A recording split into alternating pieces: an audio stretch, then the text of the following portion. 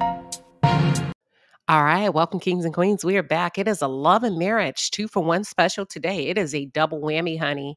We're talking Love and Marriage Huntsville, Season 7, Episode 11. Yes, I decided to spin the block and wrap up the month and give you Episode 11. It wouldn't be right for me to continue to wait because what we waiting for? So here we go. We're going to jump right in. First of all, let me just say thank you, OWN Network. Thank you to the producers of the Love and Marriage Huntsville series for placing the disclaimer at the end of the show, highlighting mental health resources for those who may be in need or those who may be struggling with mental health challenges. I thought that was a highlight. I thought that was a huge positive. And I see the progress. I see the evolution and the evolvement. They're evolving. I think that's what I'm trying to say, child, but I see it. That means we talk, you listen. So somebody's listening, and I really appreciate it. I thought it was a beautiful gesture. So, kudos to you. For those of you who are just tuned in, or if you're new to the channel, welcome to the palace. I am Queen Sheba. I cover a variety of hot topics specific to reality television, but most importantly, I hone in on the psychological and the behavioral traits of the Black experience. Subscribe now. So they set the scene in this particular episode with Stormy, a continuation of Stormy and Kiki, and they're waiting for Tiffany to arrive, right? Now, I just want to call out, as they're sitting there waiting, you guys, this is a repeat of a previous attempt to bridge the gap between Kiki and Tiffany. Keep in mind, this was successfully done a few episodes earlier on in the season by Melody. Many months ago. Not, maybe 4 months ago, I think. No. This was done many months ago until Stormy threw a rock in the crowd. And baby, they said when you throw a rock in the crowd, somebody's going to holler. And Kiki hollered. Kiki, you took the bait and you re-engaged in the bullshit with Tiffany when you should have taken the high road, in my opinion. To be honest, when I really think about it, if I were Tiffany or Kiki and Stormy came to me with that, it ain't over till I say it's over strategy, I would have been like, girl, bye. I'm a grown-ass woman.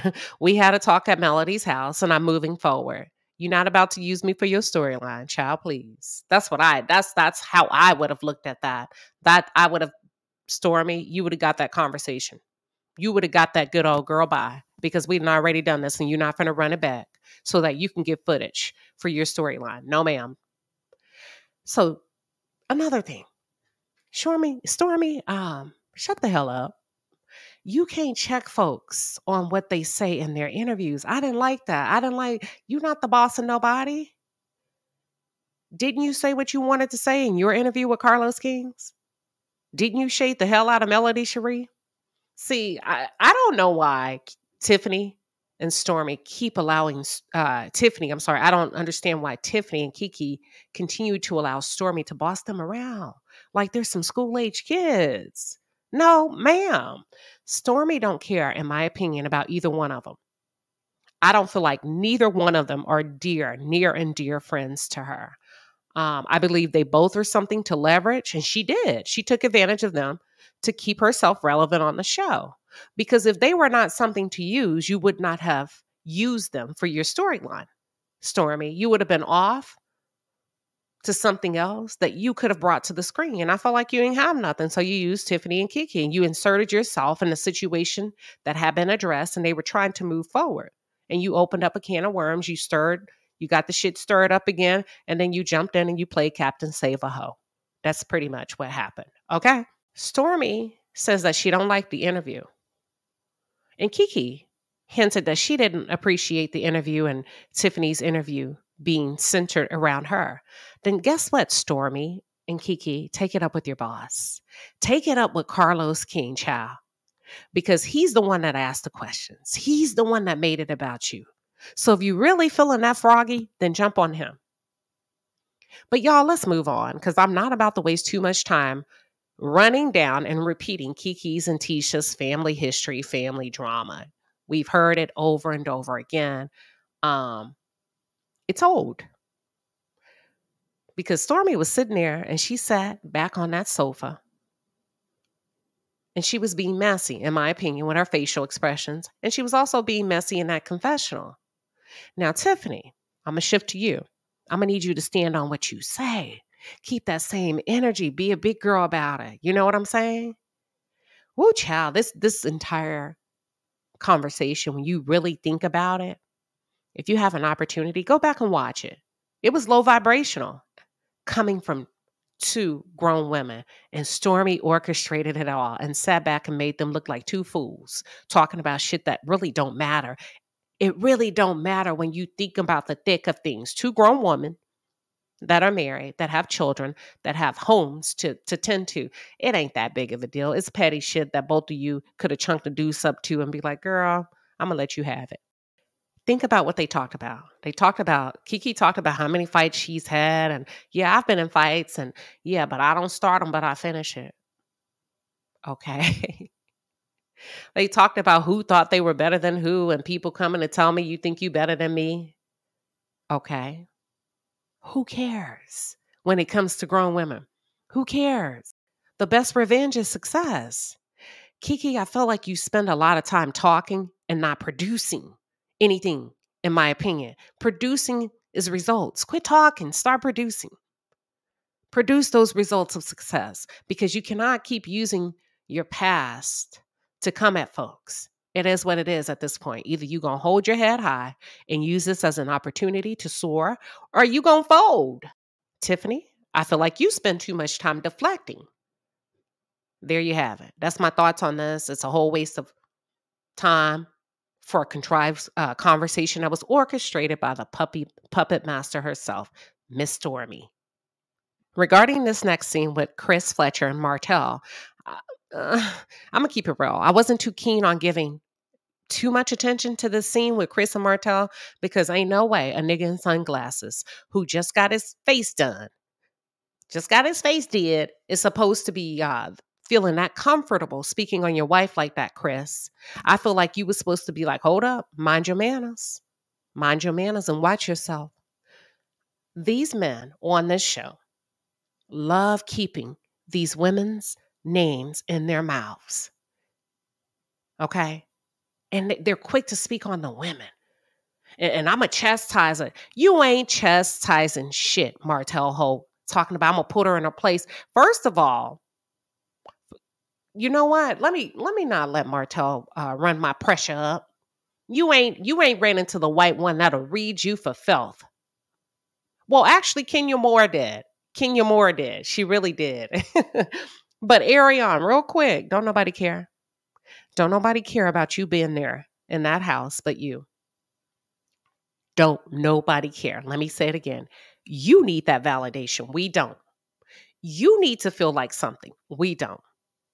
But I am happy to see that you finally got a purse after 9 years. Kudos to you. That deserves a round of applause. Now, you finally got a little purse, child, which is something, in my opinion, you're supposed to be able to do on your own as the bad bitch that you say you are. Imagine this, y'all. Okay, wait a minute. Never mind. I forgot. Ariane doesn't work. So never mind. Let me move on. But imagine this. A big, overgrown ass woman not working. Just sitting around doing nothing. Able-bodied person that just doesn't work. You know, the Bible says if a man don't work, he doesn't eat. Child, I can't make this up. Ain't not just not gonna work. Right? Ain't thinking about building a legacy for her children or being a role model for her daughter, setting a good example for her daughter to follow behind. Absolutely nothing. Just doing nothing with her life outside of sleeping with that man. Let's move on.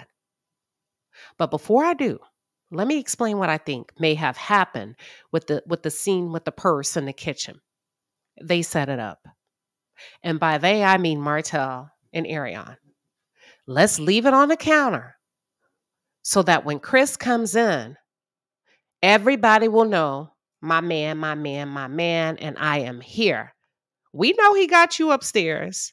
We know he got you somewhere, locked in that house, hid in that house. like that movie, People Under the Stairs. So she probably came in mid-scene while the men were in the kitchen talking to ambush the production team, right? Because you ain't supposed to be there. But because you are obsessed with Melody Cherie and all things that she's created, from the show to the Build-A-Bear of a man that you now have, to her children, yeah, you're obsessed. And instead of you getting up and making shit happen on your own as a woman, carving out your own path in life, you rather take whatever it is that she has left, right? By way of crumbs. So she walked her ass in that kitchen to ambush the production team because she ain't supposed to be there. Made it seem like she was getting her purse. And that's why you all probably see the purse is gone a few moments later. Go and open your eyes, Ariane, because I just want to leave you with this. It don't matter how many pop-ups you stage. You see you ain't made the cut. I'm shifting to the scene to Leticia, between Leticia and Kimmy. Y'all, Leticia and Kimmy, nobody cares about your libido and your husband wanting you to rejuvenate your vagina. Kimmy, you were way too old to be doing low-budget ass storylines like this as a 50-something-year-old woman. And I mean that with the utmost girl to girl, woman to woman respect. Okay. Tisha, get off my screen with this fake ass storyline. Y'all, this is tired and embarrassing.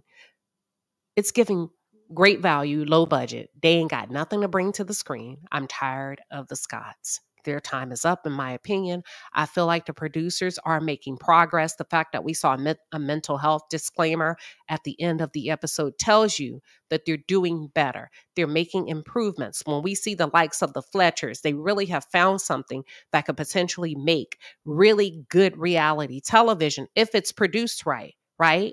If you allow the Fletchers to just be the Fletchers and do whatever it is that they do, that's real. That's raw. That's reality television. It hasn't been tainted. That's good. That's palatable. And we love them. And we like them not because they're perfect. We like them because we can genuinely feel the authenticity coming through the screen. And then when you take the likes of a Martell Holt that has no storyline, that's constantly talking about his ex-wife trying to harm him or get back at him and ruin him, it's played out. It's tired. And then you shift to the scene between Leticia and Kimmy's talking about rejuvenating her vagina as a 50-year-old woman because her man needs more and more and more. And Leticia's setting up herself to take this fake ass pregnancy test, y'all, when we know that her husband has had a vasectomy years before. What are we doing, producers? At some point, y'all gonna have to step up as producers. Don't let these weak ass cast members take you down if you're the experts. Don't step your game down because they ain't bringing nothing to the table. I feel like the Scots, their time is up. The producers continue to allow them to recycle the same old, same old. The audience, we've checked out. Carlos, we've checked out. Other producers, showrunners, what I don't know the right term names to use for y'all. We're checked out. We're moving on with or without you. We're about to go to some other shows. Trust me. Either y'all gonna keep up with us or we're out because we're not keeping up with y'all. We're not keeping up with y'all. I feel like you're off to a good start with the Fletchers, but you're gonna have to bring it up to par. Cut one of the Scots immediately, please. What I did pick up in this scene is business isn't going well for Leticia and Marcel. Now, Leticia, I have my thoughts about that.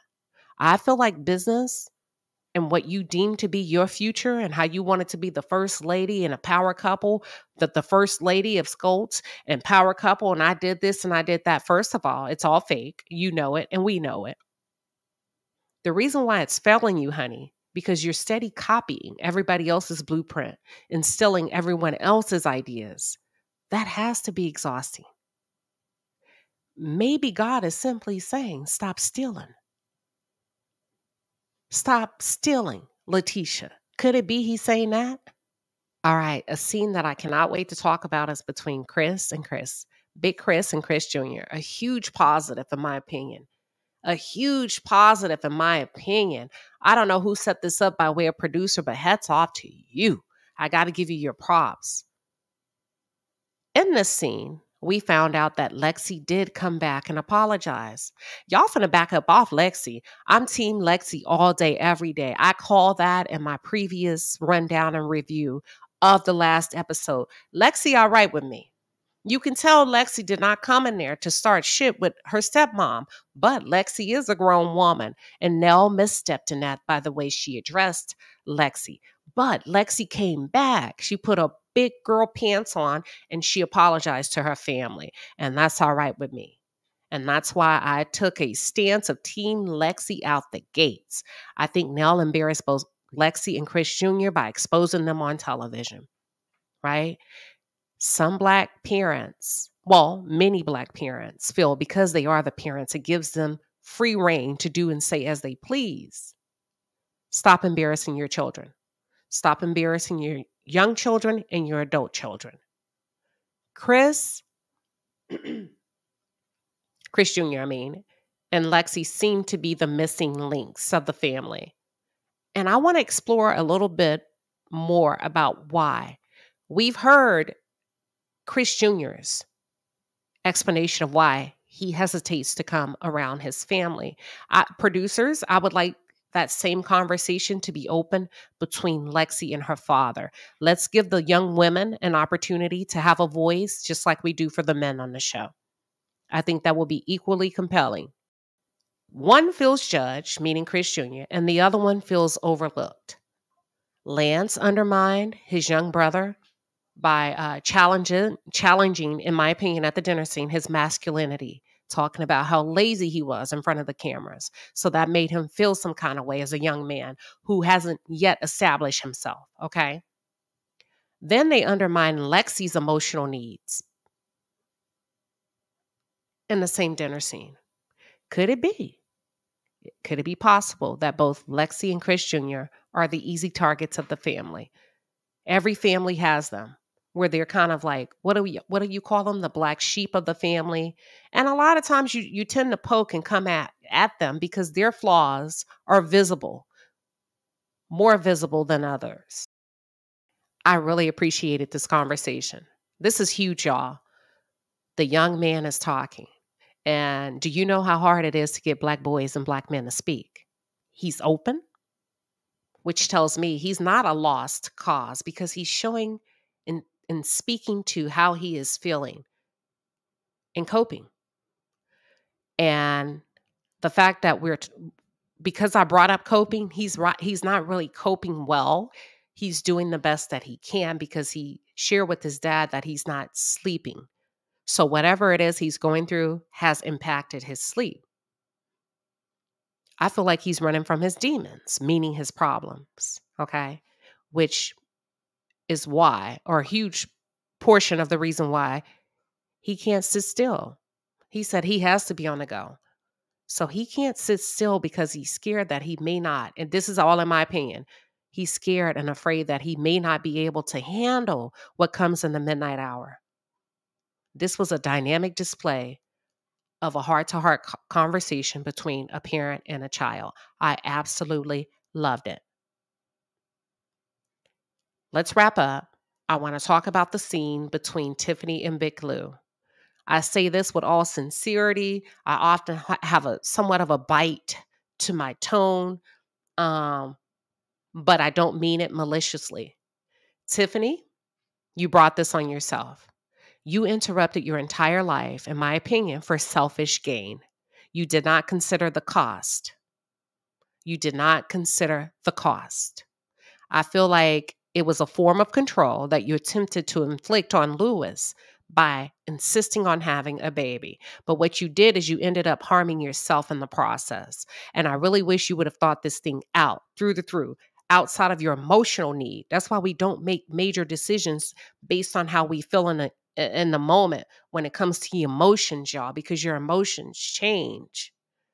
They will change. And you made a permanent decision of having a baby. And a baby is a beautiful thing. The timing just seems to have been wrong. When I listen to you in this scene, and maybe it's because of where you are and the emotional state that you are in, you complained about everything. Don't complain. Embrace the change that you manufactured. You manufactured all of this in your life. You put this together. You manually put all of this together, in my opinion, by way of manipulation. I think that once you're able to accept that you did do this and you're able to look at yourself in the mirror and just say, you know what, I accept full responsibility and full accountability for making a mess of my life in the moment because I wanted what I wanted and I wasn't trying to hear anything else. And I think once you're able to have that conversation with yourself, you would be better able to deal with the reality of it all, in my opinion. I like the fact that the Whitlows have realized that they'd rather leave the show than indulge or exploit negativity around his wife's mental health issues, him not being in the home. And I like the stance that Lewis is taking to protect his family, to protect the reputation of his family. That's a hell of a thing to do, right? Because when you consider the other couples on the show that would rather have the perceived fame be in the spotlight no matter what, yeah, this is a hell of a bow out. This is a hell of a display of protector provider by Lewis, right? I like it. It was a tough conversation you could tell that they had with each other. But at the end of the day, I like the fact that they made the decision that they felt was best for their family in the moment. They rather leave than indulge in negativity and have everything crumble around them, including their family, their businesses, and their relationship with each other.